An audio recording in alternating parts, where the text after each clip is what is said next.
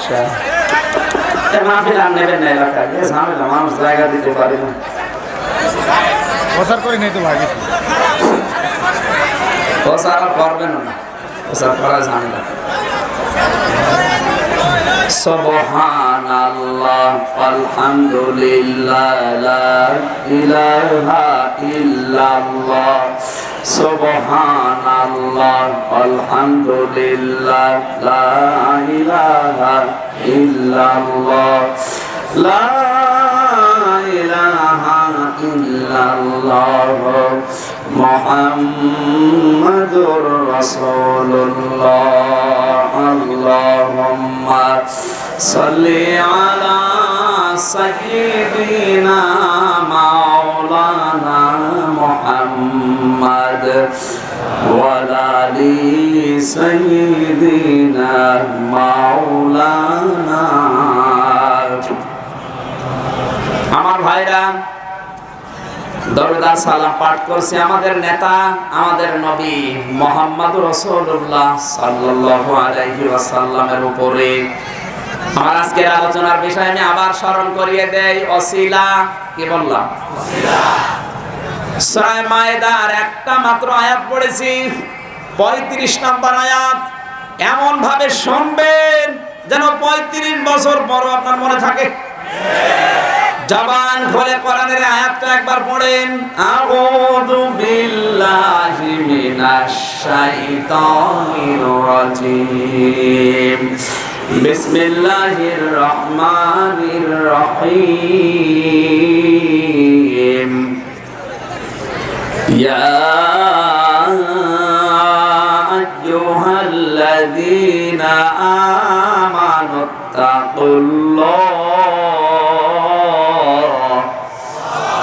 وابتغوا إليه الوسيلة وجاهدوا في سبيله لعلكم تفلحون صدق الله العظيم। সূরা মায়েদা কোন সূরা? সবাই বলেন। মায়েদা মানে দস্তরখানা। মায়েদা মানে এই যে দস্তরখানায় যে খাবারগুলো পড়ে যায়, কেউ যদি এই খাবারগুলো তুলে খেয়ে ফেলে তাহলে জান্নাতের হুরদের দেড়মোহর আদায় হয়ে যায়। আপনি জান্নাত পাবেন কিনা গ্যারান্টি নেই, কিন্তু এই ভাতটা তুলে যদি খেয়ে নিতে পারেন, এই খাবারটা জান্নাতের হুরের দেড়মোহর আদায় হবে, তার মানে আপনি জান্নাত পাবেন। সুবহানাল্লাহ। সুতরাং আজকে থেকে আমলটা করা লাগবে। পারত পক্ষে যদি পারেন চেয়ার টেবিলে খাওয়া বন্ধ করে গোলামের মতো নিচে বসে দস্তরখানা বিছিয়ে খাবার খান, একটা সুন্নাত আদায় হয়ে যাবে। দ্বিতীয় নম্বর, মায়েদা মানে খাবারের প্লেট, সাজানো গোছানো খাবারের প্লেট। এই পৃথিবীকে আমার আল্লাহ একটা খাবারের প্লেট বানিয়ে দিয়েছেন। কথা বলেন না কেন? আপনি দুনিয়াতে খাবারের হিসাব করে দেখবেন, হাজার হাজার প্রকার খাবার আল্লাহ মানুষের জন্য প্লেটের মতো এই দুনিয়ার ময়দানে সাজিয়ে রেখেছেন। ফাবি আই আলাই রাব্বিকুমা তুকাদ্দিবান। আল্লাহ পাক বলেন, আমার কোন কোন নিয়ামতকে অস্বীকার করার মতো আছে বল। অস্বীকার করবে কেমনে বল, তোর প্রভুর দান। ফাবি আইনি আলাই রাব্বিকুমা তুকাদ্দিবান। দুনিয়া আমাদের কাছে সাজানো গোছানো খাবারের প্লেট। জোরে বলেন। মায়েদা মানে খাবারের প্লেট। এই পৃথিবীতে যত দামি খাবার আমরা দেখতে পাচ্ছি, প্রতিটি দামি খাবার আমার আল্লাহ প্যাকেট করে দিয়েছেন। আসতে বলেন। এই দুনিয়ায় সবচাইতে বড় দামি খাবারের নাম হচ্ছে কি? রোস্ট।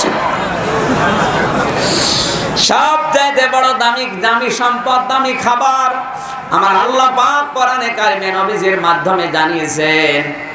হে নবী, পৃথিবীতে সবচাইতে দামি কোনটা ওদেরকে জিজ্ঞাসা করেন। আল্লাহ পাকের নবীর কাছে প্রশ্ন করলে এই যে প্রশ্ন করলে মানুষ কান খাড়া করে থাকে, এই জন্য কোরআনের একটা রীতি এইটা যে বারবার প্রশ্ন করা। সূরা রহমানের ভেতরে আমার আল্লাহ প্রশ্ন করেছেন প্রায় 33 বার। কয়বার? 33 বার। প্রশ্ন করলে মানুষ কান খাড়া করে দেখে না, এর ভেতরে কিছু আছে হয়তো আর একটা মনে থাকে ভালো। নবীজি বলেন দুনিয়া কুল্লুহা মাতাউন, পৃথিবীর সব কিছুই ভোগের সম্পদ, সব কিছুই সম্পদ। আর দুনিয়া কুল্লুহা মাতাউন ওয়া খায়রু মাতাইদ দুনিয়া ইমরাতুস সালিহা, এই পৃথিবীতে উত্তম সম্পদ হচ্ছে, উত্তম ভোগের সামগ্রী হচ্ছে নেককার আল্লাহওয়ালা মেয়ে মানুষ। মেয়েরা একটা খনিজ। মেয়েরা বলেন, আপনার স্ত্রীর সাথে আপনি কি আচরণ করবেন? সূরা বাকারার ভেতর আল্লাহ সবগুলো খুলে খুলে দিয়েছেন। যদি বাবার বেটা এক জায়গায় বসে আছে এই জন্য বলা যাচ্ছে না, আপনি তাফসীরটা দেখে সূরা বাকারা থেকে শিখে নেবেন যে একজন মানুষের সাথে তার স্ত্রীর সম্পর্ক কেমন হবে। এই পৃথিবীতে যেহেতু ভোগের সামগ্রীর ভেতরে উত্তম সামগ্রী, এটা উত্তম সম্পদ নবীজি জানিয়েছেন। এটা অনেক নাস্তিক মুরতাদরা উল্টা পাল্টা এই আয়াতকে ঘুরিয়ে বলছে মুহাম্মদ জানিয়েছে মহিলারা ভোগের সামগ্রী, এই জন্য ওদেরকে রাস্তাঘাটে বের করে আমরা ভোগ করি। আরো জোরে বলেন, হাদিসের ব্যাখ্যা কি এইটা? না, আল্লাহর নবী জানিয়েছেন পৃথিবীর সব কিছুই মানুষ ভোগ করার জন্য এগিয়ে যায়।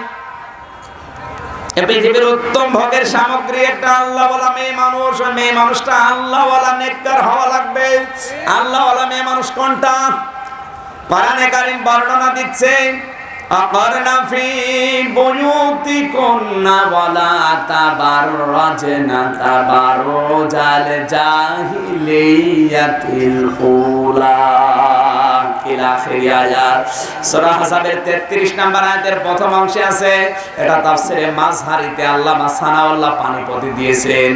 আল্লাহ তাআলা বলেন, হে মেয়েরা ঘরের পরিবেশে থাকবে, বাইরে যখন যাবে যেতে পারবে না তা না, যেন জাহিলি যুগের মেয়েদের মতো রূপ সৌন্দর্য প্রদর্শন করে বের হবে না।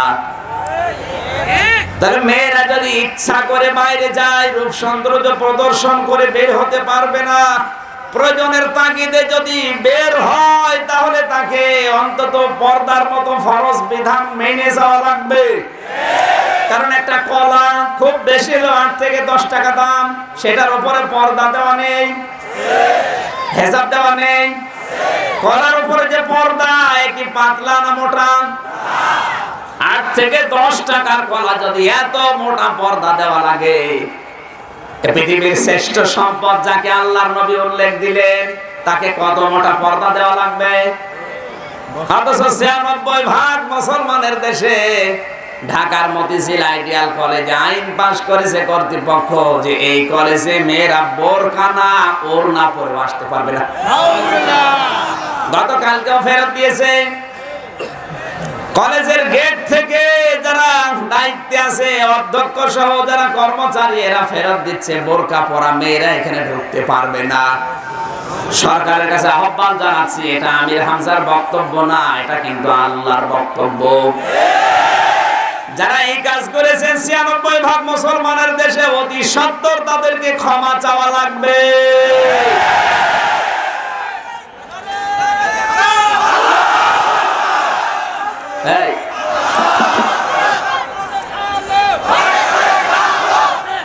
মতিঝিল স্কুল অ্যান্ড কলেজ, অবশ্যই আমরা জানি কলেজে যারা পড়ে যে সমস্ত মেয়েরা কমপক্ষে 18 থেকে 20 বছর বয়স। কথা বলে না কেন? একটা মেয়ে লোকের 18 থেকে 20 বছর যদি হয়ে যায়, ওর তো ওড়না দেওয়া নফল।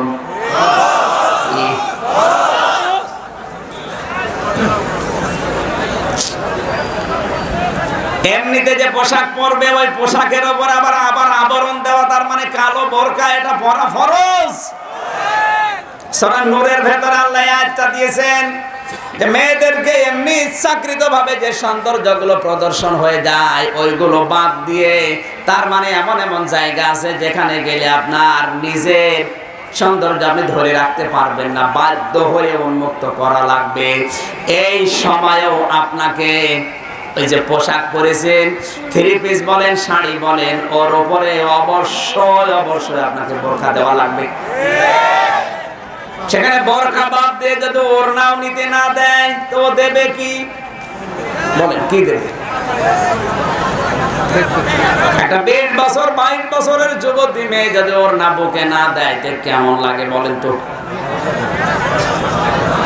এখানে আমাদের সাবধান, যারা কাজ করছেন আপনি মনে করছেন যে কিছুই হচ্ছে না, মুসলমানরা হয়তো এখন ধৈর্য ধারণ করে আছে, আপনি আর যাই করেন মেনে নেব, কিন্তু আল্লাহর বিধানে হাত দিলে কিন্তু আমরা থেমে থাকবো না।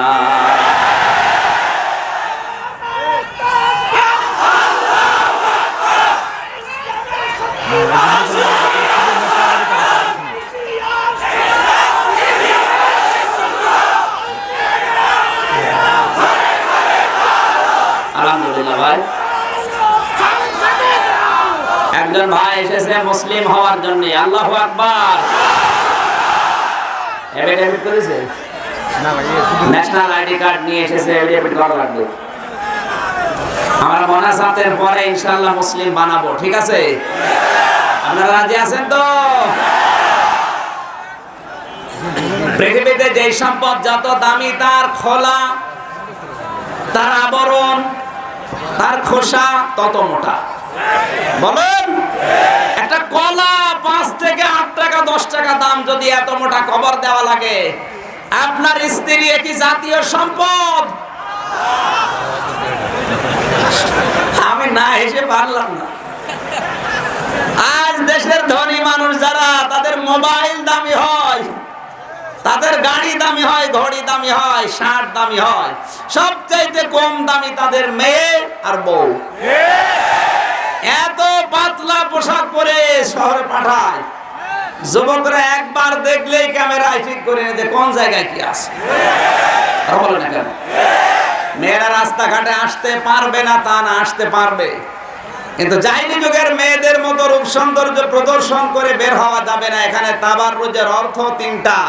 মেয়েরা যারা এসেছেন আপনাকে বলছি, এই 3টার একটাও যদি আপনার ভেতরে থাকে, আপনি জান্নাতের ঘ্রাণও পাবেন না। মাইকটা আরো উন্নত দরকার, সব বাইরে দিয়েছেন, ভেতরে আওয়াজ লাগবে। যদি পারেন আমার কানের দিকে মাইক ঘুরিয়ে দেন। আমার ভাইরা, তাবাররুজের প্রথম অর্থ হচ্ছে মেয়েরা, মা খালারা যারা এসেছেন, 1 নম্বরে রাস্তাঘাটে যখন আসবে ওরা, তখন ওদের সাজগোজ বেড়ে যাবে। এটা তাবাররুজের অর্থ। আপনি সাজতে পারবেন না তা না, সাজতে পারবেন কিন্তু আপনার স্বামীর জন্য। আপনি সাজগোজ করে যদি বাইরে যান, শয়তান তখন আপনাকে জাল হিসাবে ব্যবহার করে যুবকদের ঈমান ধ্বংস করে। আপনি নিজেই নিজেকে জাহান্নামী বানাচ্ছেন তা না, হাজারো যুবক মানুষকে জাহান্নামে নেওয়ার জন্য আপনি হামেলেনের বাঁশি বাজাচ্ছেন। হামেলেনের বাঁশি বাজিয়েছিল, ইঁদুর মাদর সব ছুটেছিল। আপনি যে কায়দায় বের হন, আপনাকে দেখে আমার মতো হাজারো যুবক পেছনে লেগে জাহান্নামী হয়ে যাচ্ছে। এটা তো রাস্তায় আসতে আপনার নিষেধ নেই, কিন্তু সাজগোজ বেশি করে আসা যাবে না, ওটা শুধুমাত্র স্বামীর জন্য। 2 নম্বর, মেয়েরা যখন রাস্তাঘাটে আসে তখন ওদের পোশাক হয়ে যায় একদিকে 8-শার্ট আর একদিকে ছোট খাটো। এই জন্য মেয়েদের 8-শার্ট এবং ছোট খাটো পোশাক পরা জায়েজ নেই, চোস পায়জামা পরা হারাম। মেয়েদের জন্য চোস পায়জামা পরা জায়েজ নেই। বিজ্ঞান এখন জানিয়েছে যারা শরীরের সাথে এঁটে থাকা, লেগে থাকা চোস, এই সমস্ত জিনিসগুলো পড়ে, তাদের রক্ত সঞ্চালনে ক্ষতি হয়, ওদের আয়ুষ্কাল কমে যায়। বাকি দ্বিতীয়টা আমি বলতে পারলাম না, সেক্স নষ্ট হয়ে যায়, এটা তো আপনার দরকার নেই। 3 নম্বরে, মেয়েরা যখন রাস্তাঘাটে যায় তখন ওদের মাথা ওরা হেলে তুলে চলে। এখন যদি বলেন হুজুর মাথা হেললে আমি কি করব, আপনি এরকম পোশাক বানান কেন? যে পোশাক পরলে মাথা হেললে দেখা যায়, এরকম পোশাক পরেন কেন? মেয়েদের জন্য পোশাক হবে ঢিলা ঢালা। কথা বুঝতেছেন? আমি একটা কলাই শুধু বলেছিলাম, মাত্র একটা কলা 8 থেকে 10 টাকা দাম। এই যদি এত বড় মোটা পর্দা দেওয়া লাগে, আপনি কিন্তু দুনিয়ায় কলার চাইতে কম দামি না, নাকি কম দামি? অনেক দাম আপনার। আপনার উচিত হবে পৃথিবীতে অন্তত 3.5 হাত বডি, উত্তম পর্দা হচ্ছে চোখ বাদ দিয়ে পুরা শরীর ঢেকে রাখা। আর যদি কেউ রক্ষতের জন্য, এই যে আজকে যারা শ্রমিকরা মিলে এই মাহফিল দিয়েছে, এখানে মহিলা শ্রমিক নেই? এই সমস্ত কাজ করে খাওয়া মহিলারা, এদের তো শুধু চোখ ঢেকে রাখলে কাজ করা সম্ভব না। হাতে পায়ে মোজা দিয়ে যদি কাজ করতে যায়, মালিক নেবে? ওদেরকে খেতে দেবে আপনার বাবা? সুতরাং যে সমস্ত মেয়েরা কাজ করে খায়, অন্যের আন্ডারে যারা আছে, এই সমস্ত মেয়েদের জন্য মুখমণ্ডল, হাতের কবজি, পায়ের পাতা খোলা রাখা এই কাজের ক্ষেত্রে জায়েজ আছে। না তো কাজ করবে কি আর খাবে কি? আর আপনি যদি সবার বাড়ি বাড়ি খাবার পৌঁছিয়ে দিতে পারেন, তাহলে ওদেরকে বলবো চোখ দুটো খোলা রেখে বাড়ি শুধু বসে জিকির করবে। না, মাসলা দেন আন্দাজে মাসলা বসেন। বাস্তবের দিকে তাকিয়ে তো আপনাকে ইসলামের ফতোয়া দেওয়া লাগবে। আপনি মনে করেন না আমার বউ সেইভাবে থাকে, ওইভাবে ওরে থাকা লাগবে, তোর তো কালকে রূপায়ণ থেকে বের করে দেবে। কথা বলছেন না কেন? ওখানে এমন এমন জায়গা আছে যেখানে কাজ করতে হলে বড় বড় পোশাক গুলো একেবারে ছড়িয়ে ছিটিয়ে থাকে, ওইগুলো পরলে ছড়িয়ে যেতে পারে না শিখের সাথে। এরকম জায়গা নেই? আমি মায়েদা শব্দের ব্যাখ্যা বলেছিলাম। মায়েদা মানে দস্তরখানা, মায়েদা মানে খাবারের সাজানো গোছানো প্লেট, মায়েদা মানে বসুন্ধরা। কথা বুঝতেছে? এই সূরা থেকে আয়াত পড়েছি কয়টা? আয়াত সংখ্যা 35। সবাই বলেন। মাইকের আওয়াজ কমে যাচ্ছে কেন? আমার তো গলা ভেঙে যাবে মনে হচ্ছে। না, মাহফিল যারা দেন উন্নত মাইক নিতে পারেন না। ঢাকা থেকে আনছি।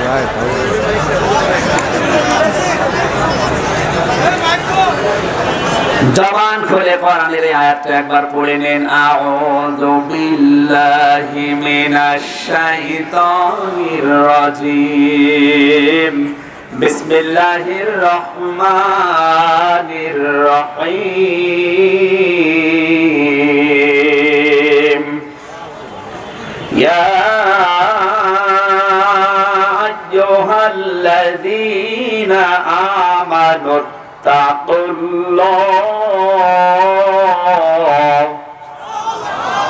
আল্লাহ পাক বলেন, হে যারা ঈমানের দাবি করো।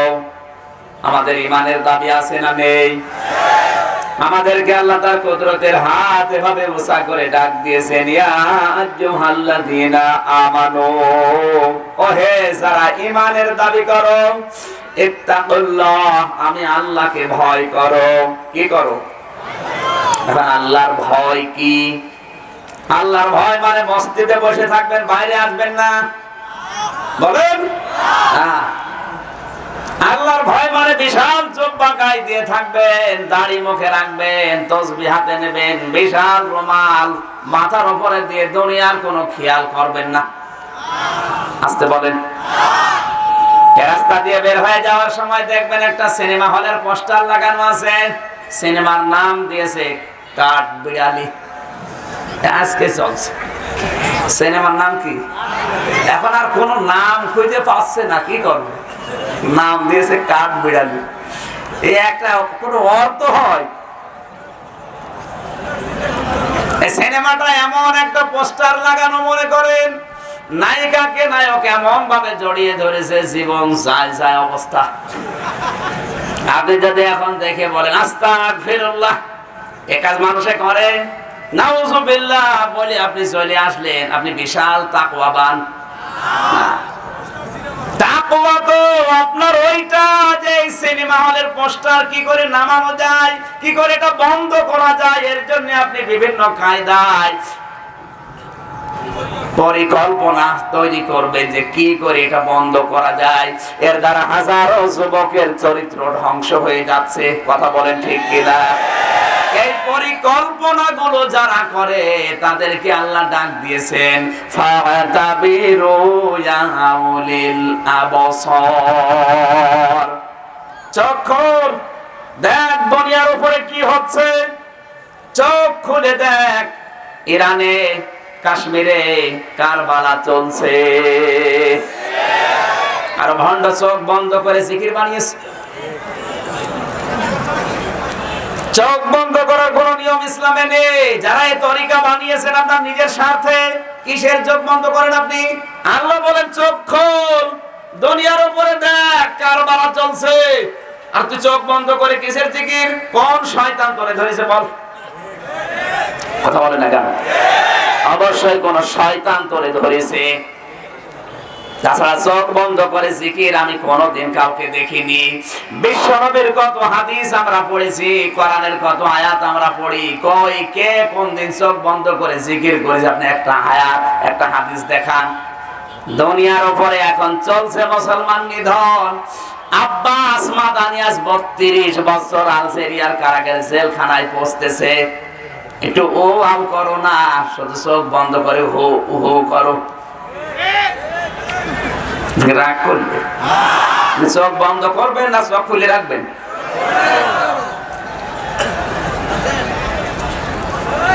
তাহলে তাকওয়ার ব্যাখ্যায় আমরা অনেকে জানি না। আল্লাহ এখানে কিন্তু খৌফ দেননি। খৌফ মানে সাপ দেখে বাঘ দেখে ভয় করা, আর তাকওয়া মানে আল্লাহর ভয়ে নিষিদ্ধ কাজগুলো ঘৃণা করে ছেড়ে দেওয়া। কথা বুঝতেছেন? তাকওয়া মানে শুধুমাত্র ছেড়ে দেওয়া না, ঘৃণা করে আল্লাহর নিষিদ্ধ কাজ ছেড়ে চলে আসার নাম। আরো জোরে বলেন। সবার কাছে বলছি, তাকওয়া শব্দটার যে ব্যাখ্যা এখন বললাম, আল্লাহর নিষিদ্ধ কাজের ভেতরে সুদ আছে না নেই? বলেন। এলাকায় যারা টাকা ছেড়ে রাখেন আর টাকা আসে, অনেক স্বর্ণকার দোকানদার যারা আমরা খোঁজ নিয়ে দেখেছি, অধিকাংশ স্বর্ণের দোকানদার সুদের সাথে জড়িত। স্বর্ণের দোকানে মাসের পর একটা মাস কোনো খরিদ্দার নেই, অথচ দেদারসে ভালোভাবে চলছে। ও ফেরেশতারা চালায় কি দিয়ে চলে? সুদ। কথা বলে দেখালো। 100 টাকায় 2.5 টাকা, 100 টাকা 2.5 টাকা যাকাত দেওয়া ফরজ, আর 100 টাকায় 10 টাকা সুদ নেওয়া ফরজ বানিয়েছে। তাহলে সুদ এখন থেকে আপনি যদি তাকওয়া অর্জন করতে চান, শুধু ছেড়ে দেবেন হবে না, ঘৃণা করে আল্লাহর নিষিদ্ধ কাজ ছেড়ে দিয়ে চলে আসবেন। এর নাম তাকওয়া। কথা বলে না কেন? পরকীয়া প্রেম করা কি নিষিদ্ধ কাজ না? আল্লাহর নিষিদ্ধ কাজ ঘৃণা করে ছেড়ে দেওয়ার নাম তাকওয়া। তাহলে এই কাজে যারা আছেন, নাকি এলাকায় সব চলে না?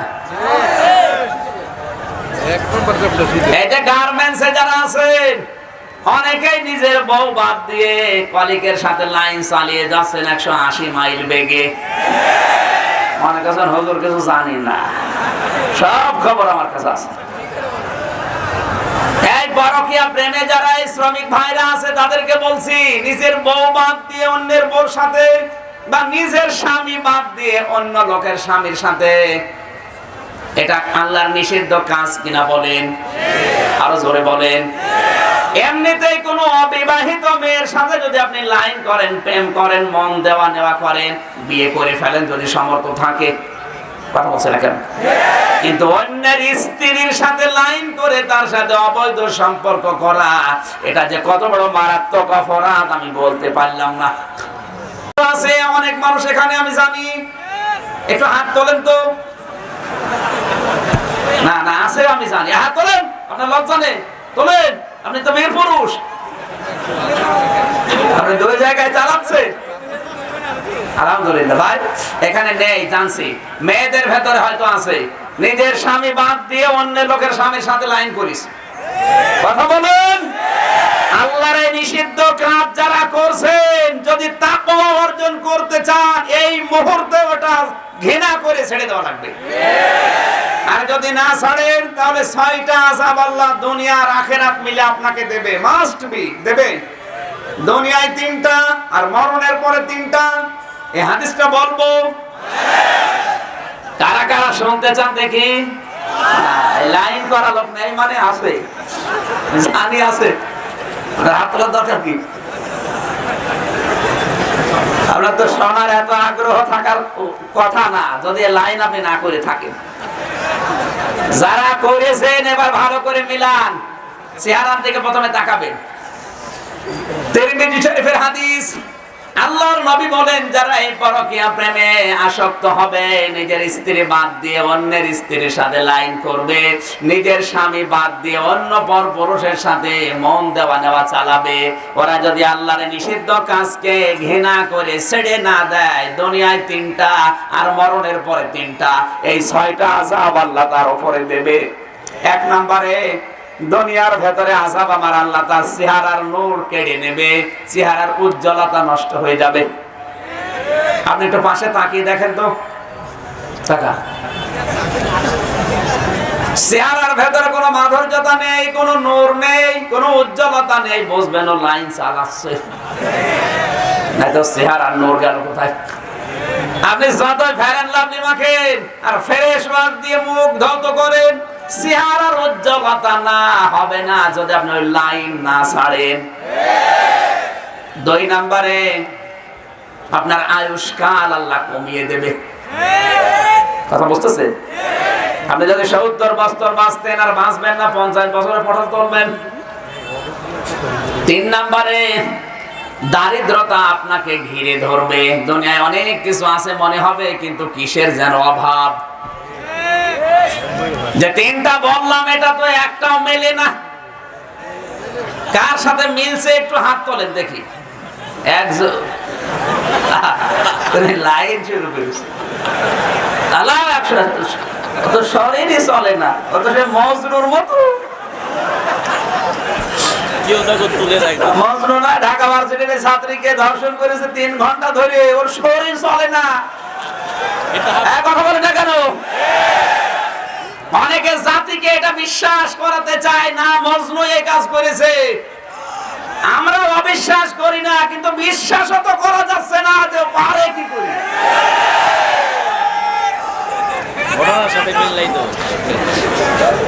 এই জন্য এই তামাশা মনে হয় বন্ধ করার দরকার ছিল। এই একটা তামাশা বলেন তো, মজনুর বন্ধু এই ইন্টারনেটে দেখলাম মজনুকে কল দিয়ে বলছে, মজনু তুমি কি করে কি করলে? তোমার তো শরীর চলে না, তারপরে 10 মিনিট 5 মিনিট না, 3 ঘন্টা ওই সারা দেশে আজ ভাইরাল। হাসির খোরাকি বানিয়েছেন আপনারা নিজেদেরকে, বন্ধ করা লাগবে এগুলো। এই যে 3টা শাস্তির কথা বললাম, অনেকের চেহারা দেখে আপনি দেখবেন এগুলো অনেকেই পেয়ে গেছে, চেহারার উজ্জ্বলতা আল্লাহ কেড়ে নিয়েছে। 2 নম্বরে ওদের অভাব কাটে না। কত বেতন হয়, ওভার ডিউটি করে, তারপর অভাব কাটে না। আমি নাম নিলাম না, আমি অনেকের নাম জানি, বলবো আপনি কিছু মনে করেন না। 3 নম্বরে কি? তার আয়ুষ্কাল আল্লাহ কমিয়ে দেবে। মরণের পরে আমার আল্লাহ যে 3টা আযাব দেবে, তার 1 নম্বরে ও মরতে দেরি আমার আল্লাহ ওর উপরে রাগ করে থাকবে। কথা বুঝতেছে? যারা পরকীয়া প্রেম করেন, একের স্ত্রী বাদ দিয়ে অন্যের সাথে লাইন করে আছেন, আপনার কিন্তু প্রথম শাস্তি আমার আল্লাহ আপনার উপরে রাগে গোছায় ফেটে পড়বে।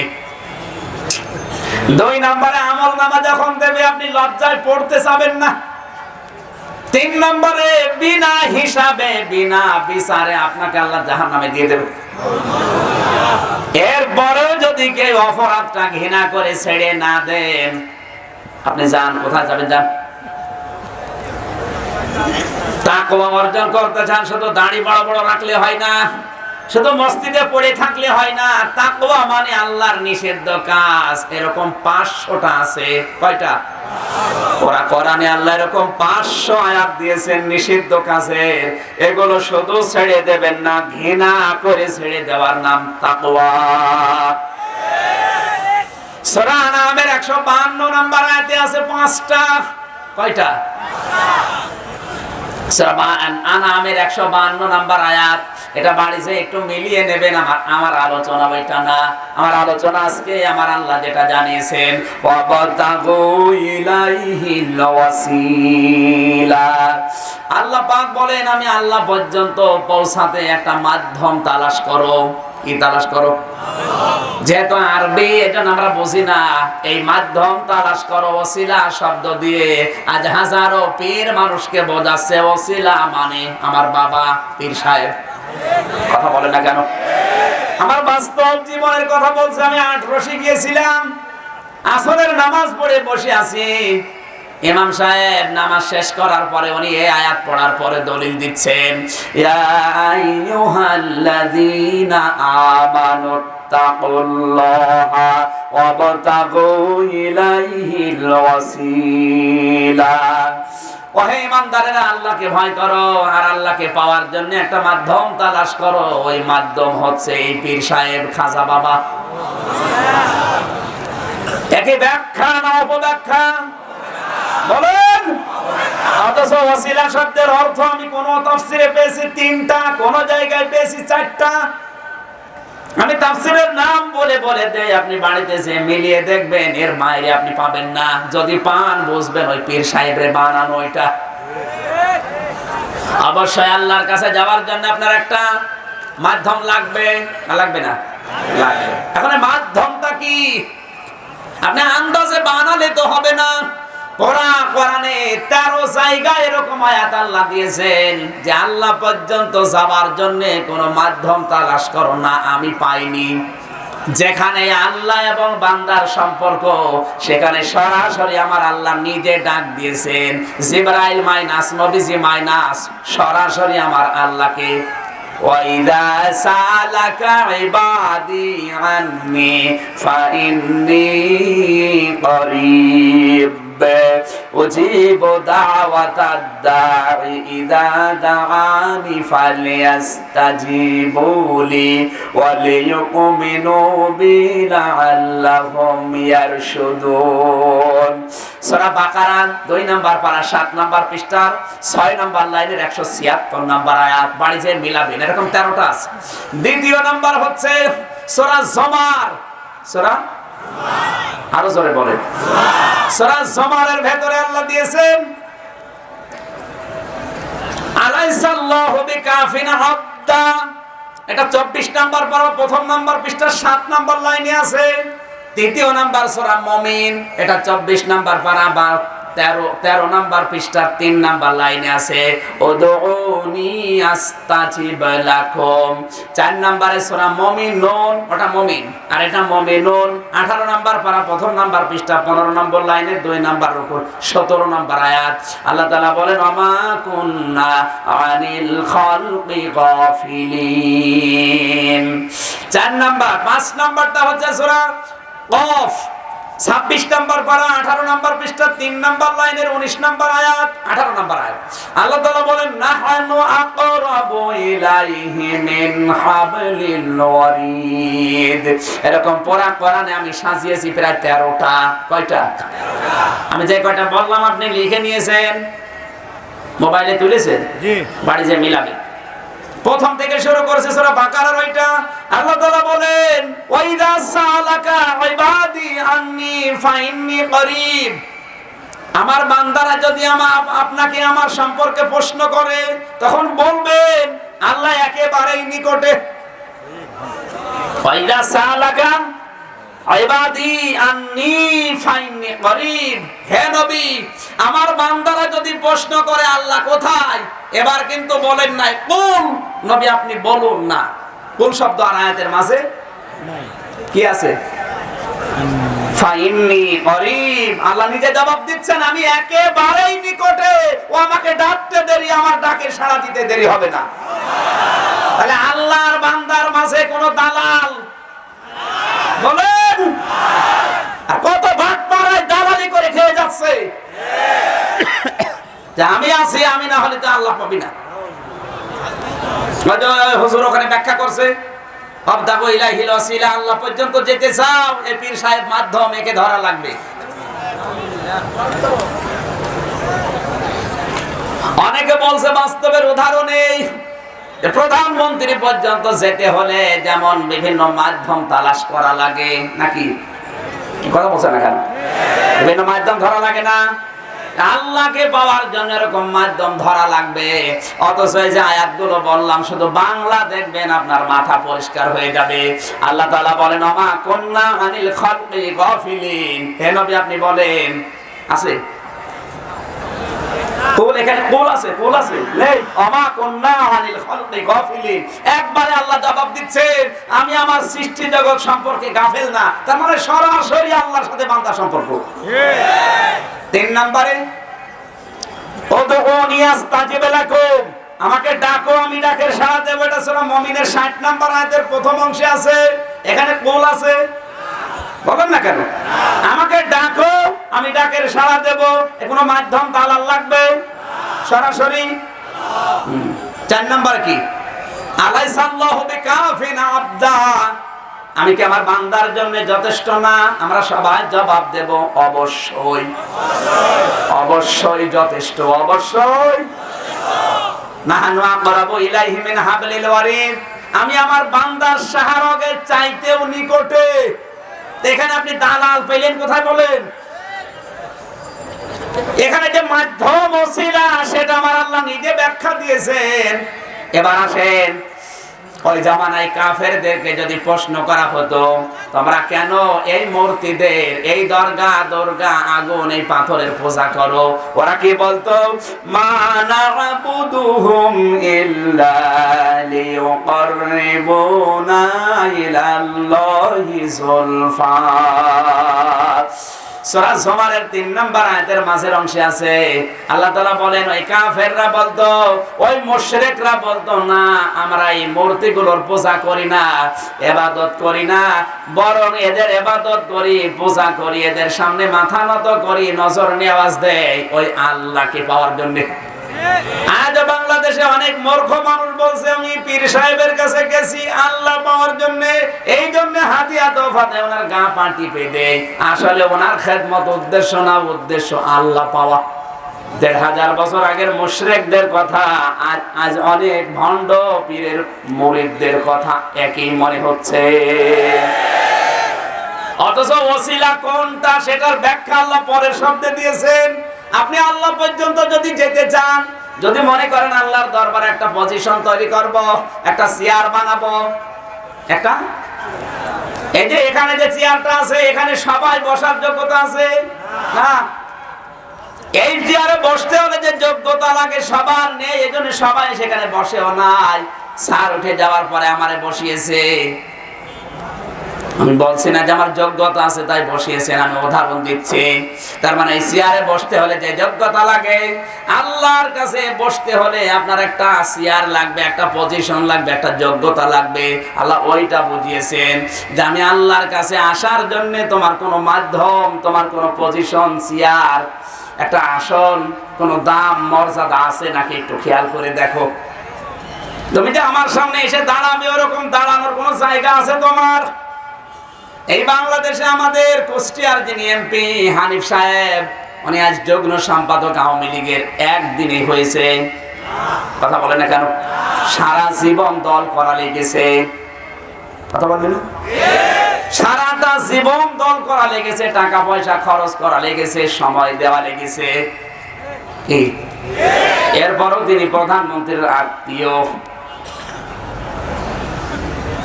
এরপরে বারবার এমপি হওয়ার পরে তিনি যুগ্ম সম্পাদক। তার মানে ওনার একটা পজিশন প্রধানমন্ত্রীর কাছে নেই, একটা চেয়ার নেই, একটা মর্যাদা। উনি একটা কথা বললে আর কাশেম ভাই একটা কথা বললে সমান হবে? সুতরাং আপনি একটা প্রধানমন্ত্রীর কাছে চেয়ার পাওয়ার জন্য, একটা পজিশন তৈরি করার জন্য যদি এত চেষ্টা করতে পারেন, তাহলে সকল প্রধানমন্ত্রীর যিনি মালিক তার কাছে যাওয়ার জন্য কি কত কষ্ট স্বীকার করা লাগবে বলেন? আল্লাহ ওইটা এখানে বুঝিয়েছেন। আল্লাহ পর্যন্ত যেতে হলে যেই রাস্তাটা দরকার ওটা কোনো পীর সাহেব না, ওটা কোনো বাবা না, ওটা কোনো মাজার না, কোনো কবর না, ওটা কি? ওয়াজাহিদু ফি সাবিলিহি লাআল্লাকুম তুফলিহুন। আমি আল্লাহকে পাওয়ার জন্য সর্বাত্মক ভাবে আমি আল্লাহর রাস্তায় জিহাদ করো। কি করো? এইটাই মাধ্যম। আল্লাহকে পাওয়ার জন্য জিহাদ ছাড়া কোনো মাধ্যম নেই।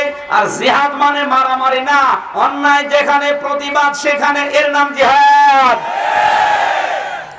কত অন্যায় হয় সেখানে জিহাদ নেই।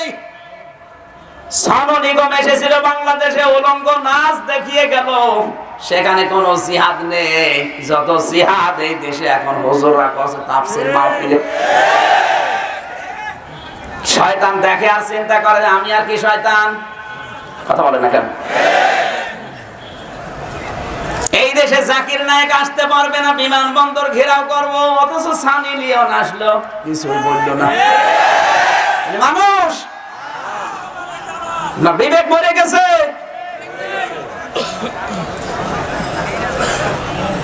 যে দুইজনের নাম বললাম, সোনু নিগম আর সানি লিওন, এটা আল্লাহর ওলি। আল্লাহ বলি না? আপনার ইমান কি বলে? অন্তত এদের দুইজনের চাইতে জাকির নায়েক তুলনামূলকভাবে খারাপ। খারাপ। সে আসলে আপনি বিমানবন্দর ঘেরাও করেন, আর এরা দুইজন এসে কি করে গেল আপনি তো কিছুই বললেন না। আপনার ইমান তখন কোথায় ছিল?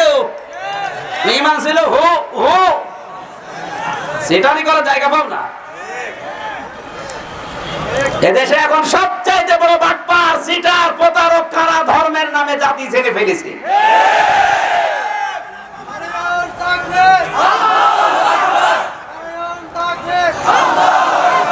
নারায়ণ তাকবীর বলছে কিটা? নারায়ণ না, নারা কে? নারায়ণ মানে উচ্চ হওয়া, আর নারায়ণ মানে দাদা। এদেশের মানুষ তাকবীরও দিতে জানে না। নারায়ণ তাকবীর, নারা এ হবে। আর দেখ তো একবার তাকবীর দেখ।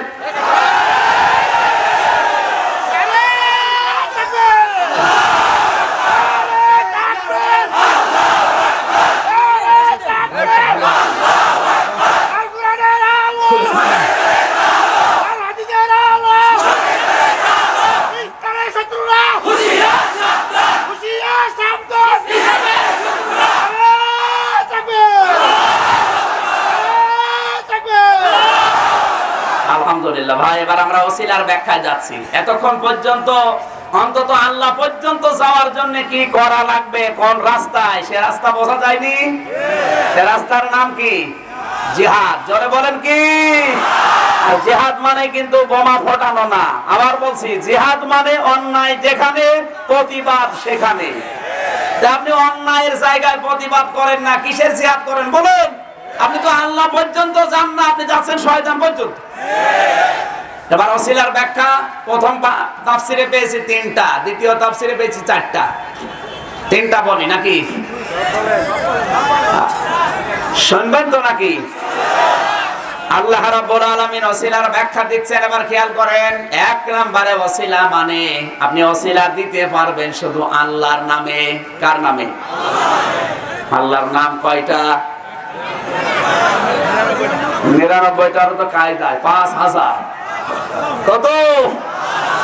তাওরাতে 1000 আছে, জাব্বুরে 1000 আছে, ইনজিলে 1000 আছে, লাউহে মাহফুজে 1000 আছে, আর কোরআনে কারিমে আছে 1000।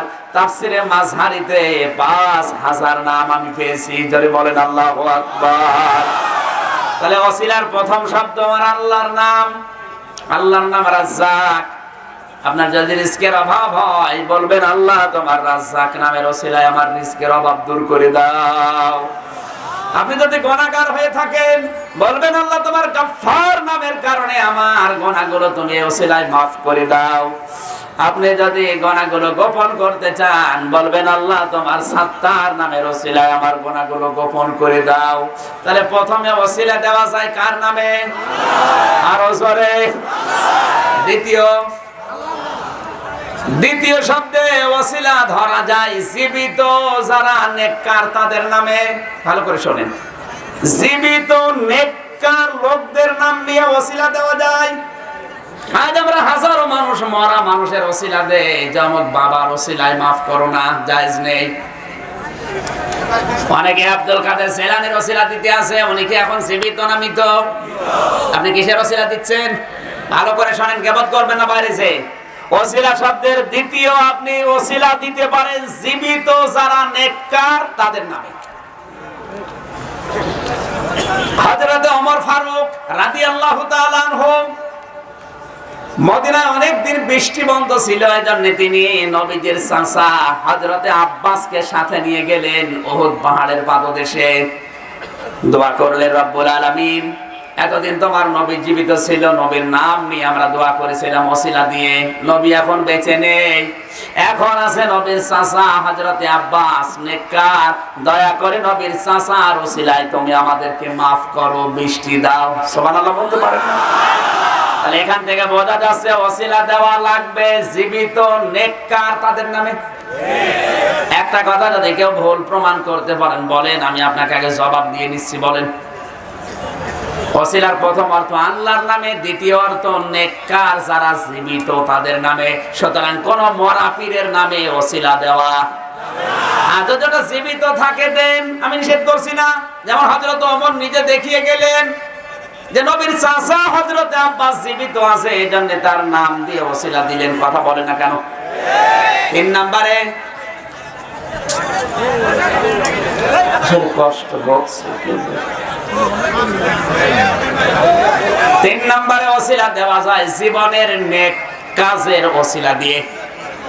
জীবনের যে নেক কাজটা আপনি আল্লাহর জন্য করেছিলেন, ওই নেক কাজের ওসিলা দিয়ে আল্লাহর কাছে দোয়া করা যায়, তাহলে এটা তাড়াতাড়ি আমার আল্লাহ কবুল করেন। জোরে বলেন সুবহানাল্লাহ। এবারে আয়াতের পক্ষে যে হাদিসগুলো এসেছে আমরা হাদিসগুলো বলবো।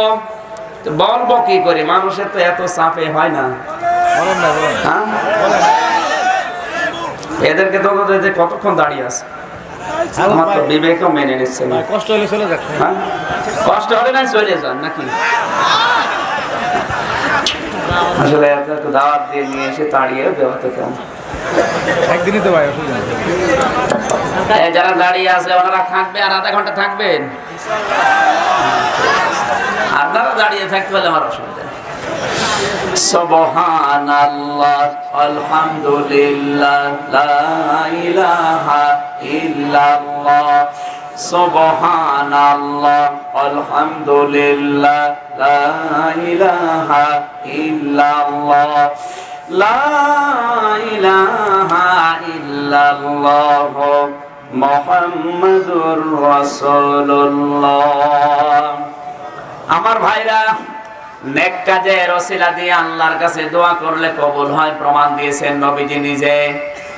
3 জন বনি ইসরাইলের যুবক রওনা দিয়েছে সফরে, পথিমধ্যে বৃষ্টি তাদেরকে আক্রমণ করেছে।